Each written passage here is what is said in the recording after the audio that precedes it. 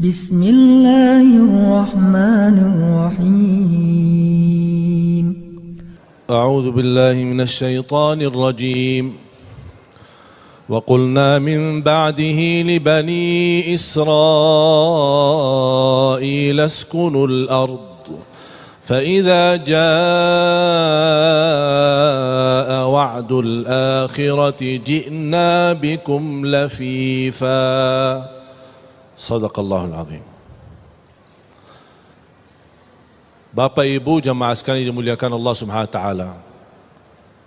Sebenarnya salah satu yang membuat saya bergembira Suratul Isra. Suratul Isra mulai dari ayat 1 sampai ayat 7, 8 dan juga di ujung Suratul Isra mulai dari ayat 100, 101, 102 sampai terakhir 111. Saya mohon jamaah sekalian mempelajari, mendalami dua surah yang tertanam di dalamnya banyak berita gembira. Pertama Suratul Isra, yang kedua Suratul Saf.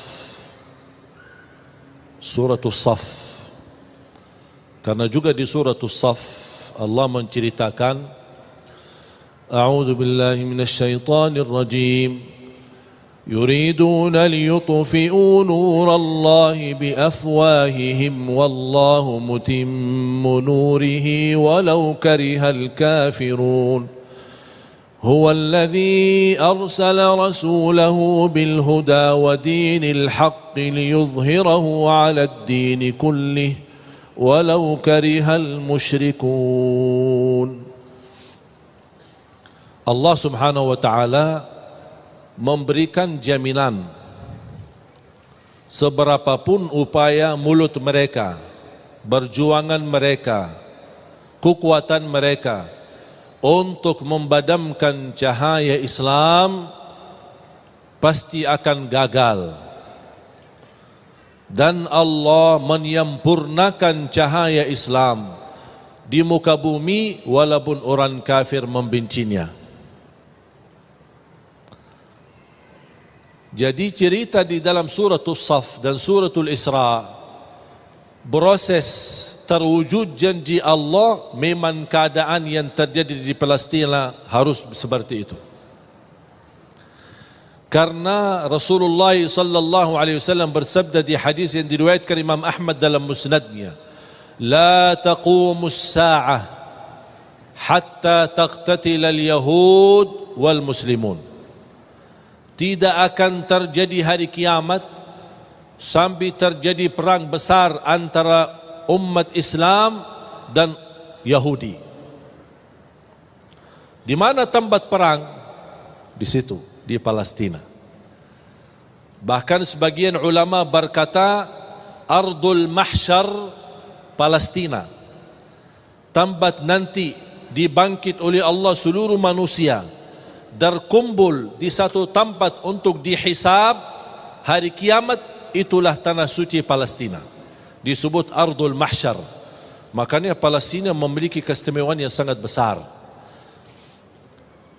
Nabi Isa alaihi salam akan turun ketika juga datang Al-Imamul Mahdi bersama Nabi Isa ke Palestina, dan Nabi Isa justru mendorong Imam Mahdi untuk menimami umat Islam di saat itu.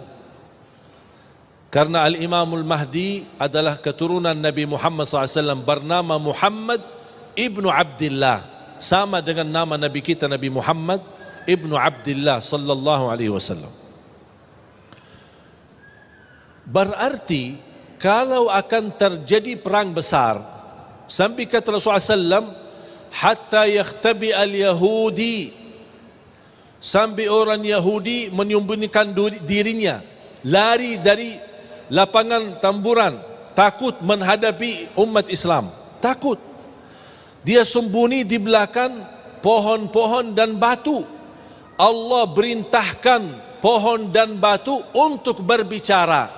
Pohon dan batu nanti di negeri Palestina akan berkata, hei orang Islam, hei orang Muslim, ke sini, kemari, ada di belakangku orang Yahudi lagi sembunyi. Kata Rasulullah SAW, kecuali satu pohon bernama Al-Gharqad. Mengapa tidak bisa bicara pohon itu? Kata Rasulullah SAW, فَإِنَّهُ مِنْ شَجَرِ يَهُودِ, karena pohon itu adalah dari Yahud, yang ditanam oleh Yahudi. 3 minggu yang lalu saya berada di Palestina, dan saya sengaja keliling mencari pohon Al-Gharqad itu, ada enggak?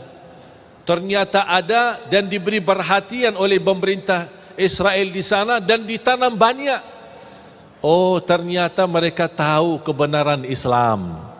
Kalau tidak percaya, buat apa dia tanam pohon itu? Buat dipakai untuk membela dirinya.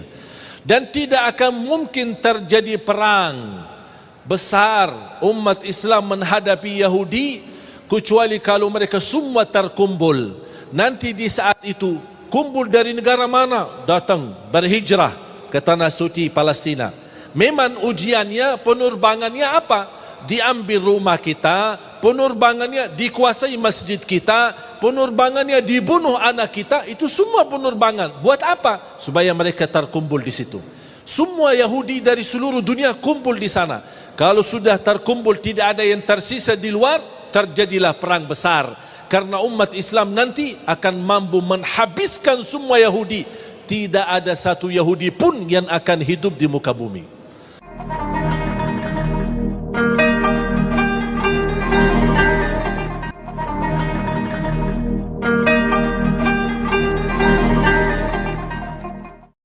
Berarti ujian jamaah sekalian yang kita ada di Palestina memang proses ujian yang ujung-ujungnya akan kembali kekuasaannya umat Islam. Allah punya hikmah. Allah tidak mungkin suka kezaliman.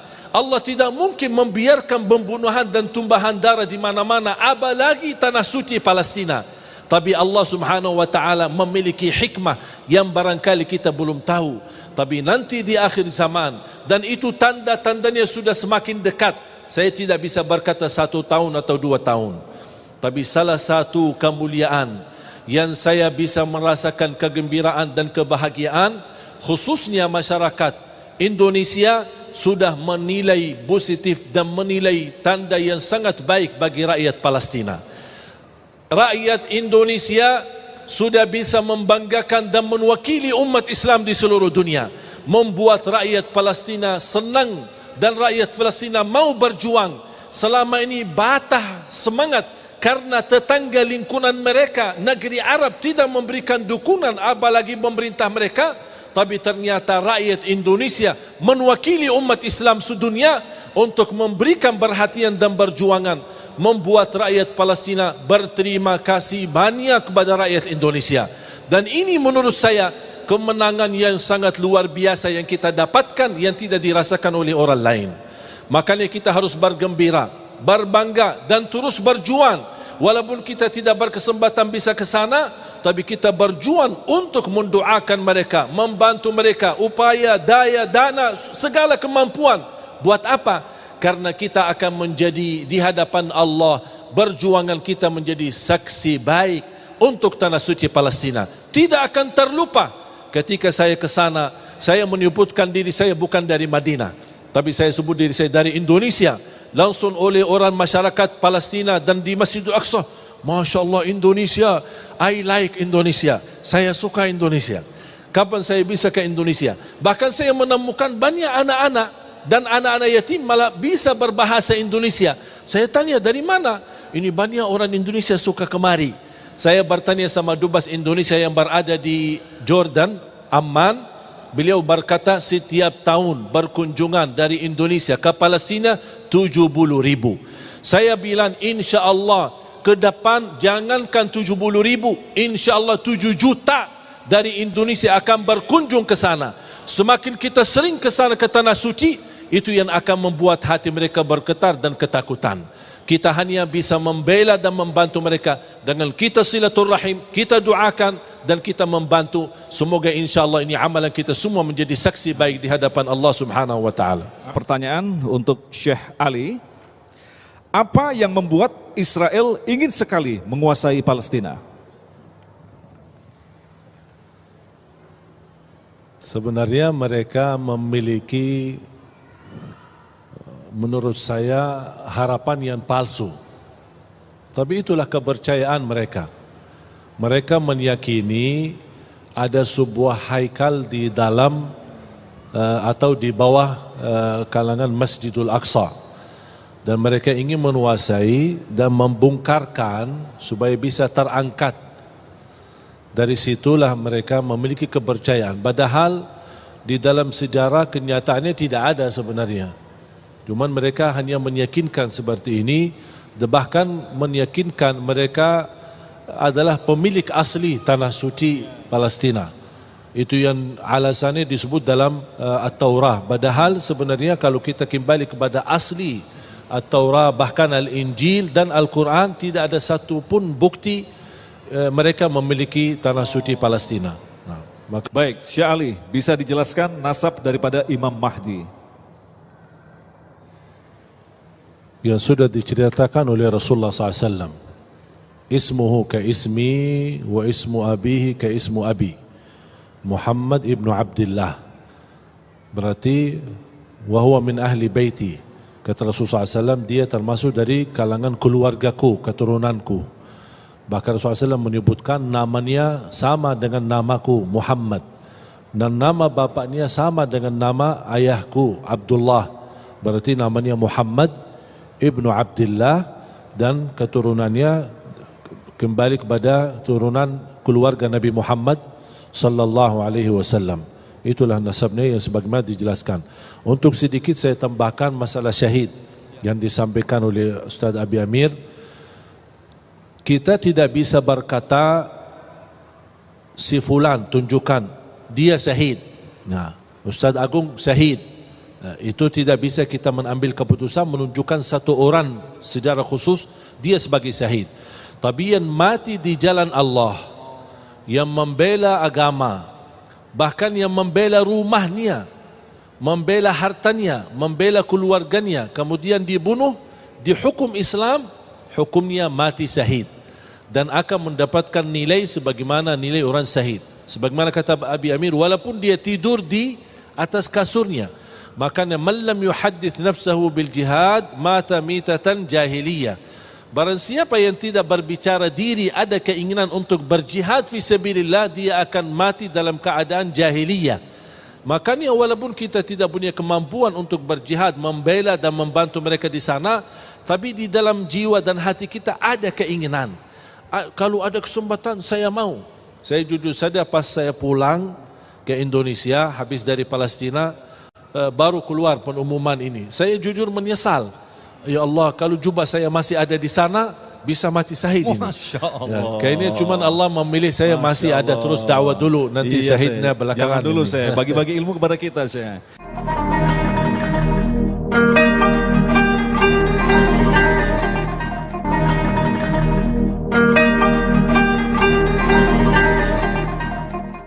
Kembali Syekh Ali akan menjawab pertanyaan. Saya ulangi lagi, apakah benar makna daripada pohon Ghorqot melindungi kaum Yahudi? Pohon Ghorqot akan berbicara. Makna asli atau memang ada makna terselubung di situ? Syekh. Ini kalau hadis-hadis yang menceritakan dan gaib, yang peristiwa yang akan terjadi, kita tidak akan bisa melebihi dari apa yang disampaikan oleh Rasulullah SAW. Akan berbicara, berarti akan berbicara. Cara berbicara itu kita tidak bisa kita terlalu dalam membahas. Contoh, Rasulullah SAW pernah menceritakan akan datang satu zaman alat besi bisa berbicara. Orang sekarang berfikir, kok bisa besi berbicara? Ternyata kalau kita kembali seperti HP. HP kan bisa berbicara. Sesuatu yang mendekatkan yang jauh. Apa sesuatu alat yang mendekatkan sesuatu yang jauh? Ya pesawat. Yang jaraknya dulu berjalanan jauh, sekarang naik pesawat menjadi dekat. Berarti, tapi Rasulullah SAW tidak pernah sebut kata pesawat. Berarti ketika Rasul menceritakan termasuk pohon dan batu, akhir zaman akan berbicara, menunjukkan dan mengingatkan orang Muslim, kesinilah ada orang Yahudi di belakangku, suruh bunuh dia. Ini kita percaya akan terjadi, tapi tidak perlu kita lebih detail lagi. Maksudnya berbicara seperti apa? Ya saya belum tahu. Nanti pas kita sudah di sana, nanti saya akan ceritakan bagaimana. Gitu. Jadi tidak perlu beli pohon gorgot terus diajak bicara gitu, nggak perlu ya saya? Ya, misal contoh, ada orang bertanya, kalau wanita salat di belakang imam, posisi wanita dia sendirian dan imam pun sendirian. Kalau posisi di belakang, posisi wanita di mana? Saya jawab, posisi wanita berdiri di belakang imam, kan? Ya. Jawab enggak? Jelaskan? Dia tanya lagi, maksudnya di belakang di mana? Saya dah tahu di belakang di mana. Ya terserahmu. Baik, terima kasih. Insyaallah. Syekh Ali, Mekah, Madinah adalah tempat yang aman. Lantas mengapa rahasia Allah menciptakan Palestina yang hingga sampai saat ini terjadi peperangan? Menurut saya, Palestina ini salah satu kunci kesatuan umat. Kalau negeri Palestina aman, berarti tidak ada apa-apa umat Islam. Umat Islam bisa bersatu, bisa terbangkit, bisa protes, bahkan bisa menunjukkan rasa peduli kalau salah satu tempat tanah suci terganggu atau dikuasai atau diculik atau apa saja, termasuk dijajah saat ini. Baru umat Islam pasti akan menunjukkan rasa yang sangat luar biasa. Yang kedua, Makkah dan Madinah khusus, lebih khusus selain berkah, selain anugerah nikmat, para nabi termasuk Nabi Ibrahim alaihissalam, termasuk Nabi Muhammad sallallahu alaihi wasallam sudah mendoakan keberkahan yang didapat oleh Palestina, ya Allah berkahi Makkah dan Madinah 2 kali lipat. Dan juga memberikan nikmat aman. Semua manusia berkunjung ke Makkah dan Madinah, khususnya kota Makkah. Ini berkat doa Nabi Ibrahim dan doa Nabi Muhammad sallallahu alaihi wasallam. Makanya berkat doa mereka itu salah satu sebab yang menjadikan tanah suci aman. Dan nampaknya kalau tanah suci Makkah dan Madinah ada kesempatan bagi musuh Islam sampai dijajah atau dijadikan seperti yang terjadi di Palestina, kayaknya sudah kiamat. Nampaknya Allah Subhanahu wa taala memiliki rahasia di negeri Palestina, memang tempatnya para nabi, bahkan tempatnya yang akan dipersiapkan untuk menjadi ardul mahsyar, tempatnya hisab di hari kiamat. Makanya proses ujian itu tidak ada habisnya. Sampai benar-benar melalui ujian yang kita fahami, simbol daripada ujian adalah Allah sucikan tempat itu kembali terangkat menjadi mulia sampai hari kiamat.